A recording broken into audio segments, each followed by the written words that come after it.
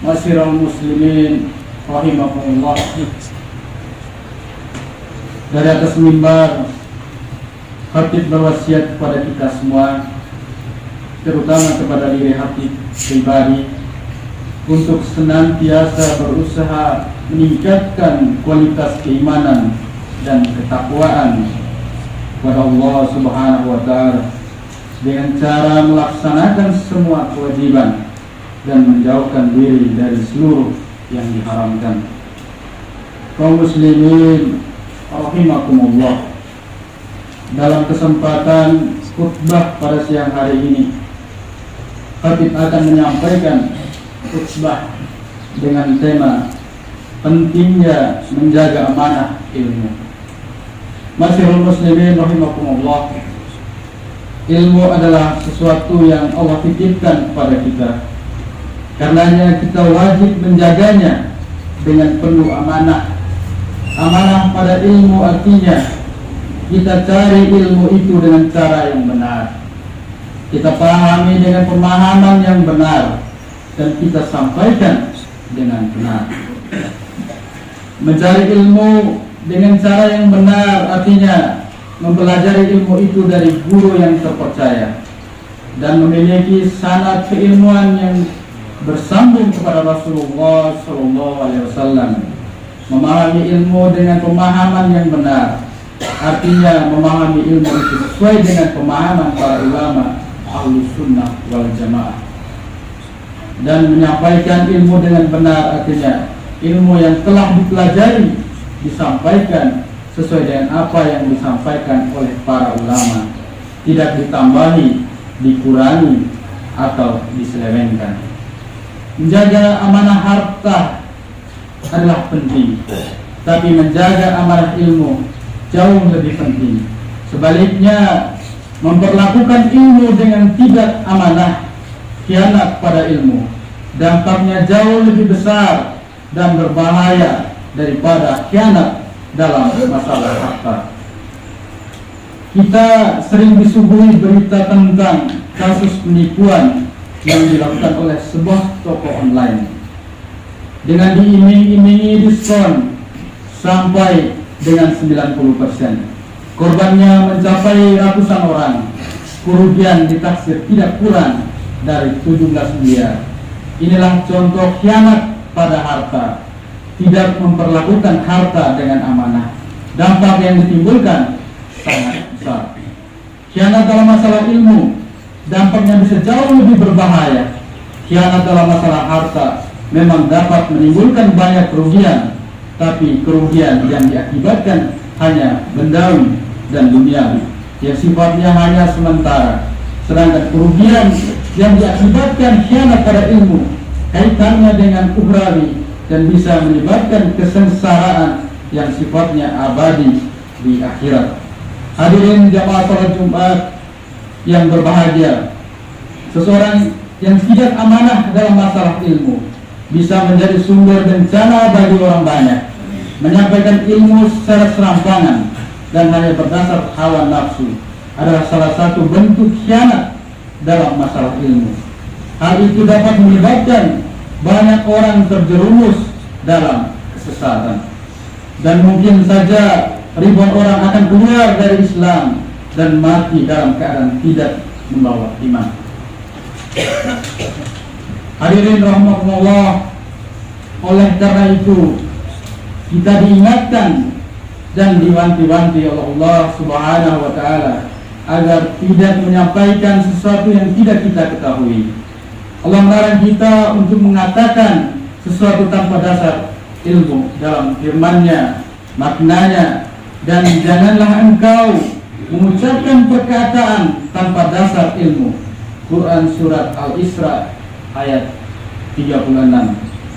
Di antara sikap amanah dalam menjaga ilmu adalah tidak malu dan gengsi mengatakan saya tidak tahu pada saat tidak mengetahui satu persoalan, terutama yang terkait dengan agama.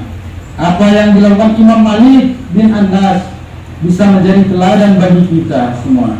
Suatu ketika beliau didatangi seseorang yang membawa daftar 48 pertanyaan. Imam Malik hanya menjawab 6, dan selebihnya beliau mengatakan saya tidak tahu. Dalam riwayat yang lain, beliau menjawab 16 dan 32 pertanyaan sisanya. Beliau tanpa malu dan gengsi mengatakan saya tidak mengetahui jawabannya.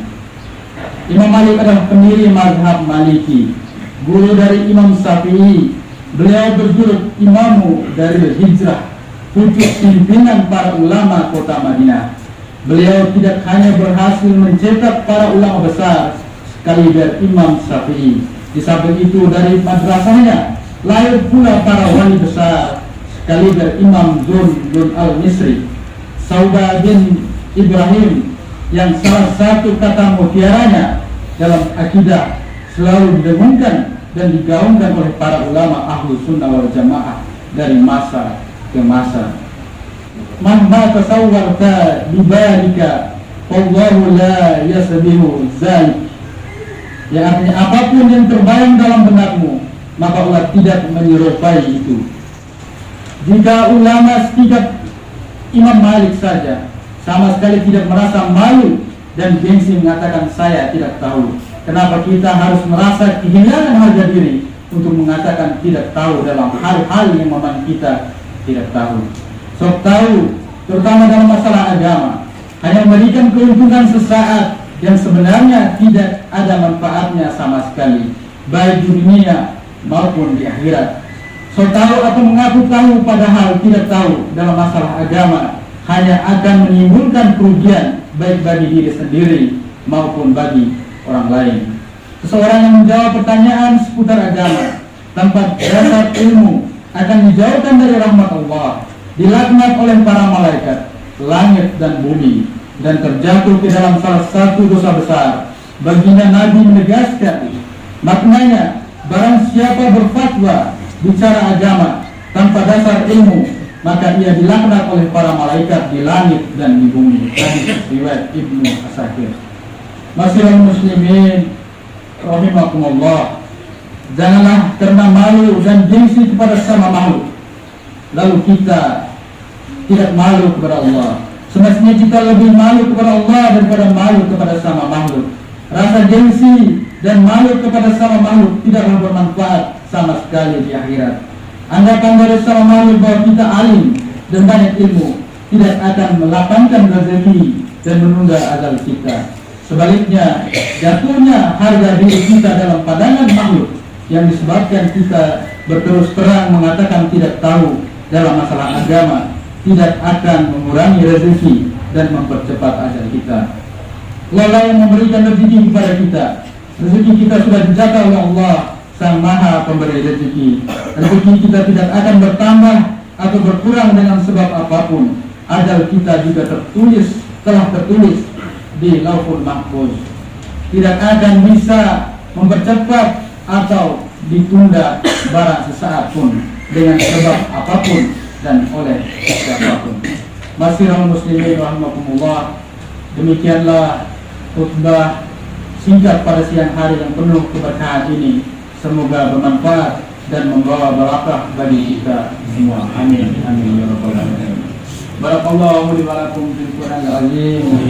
Wa nafa'ani wa iyyakum bima fihi minal ayati wa dzikril hakim. Wa taqabbal minni wa minkum tilawata wa inna wa sallallahu.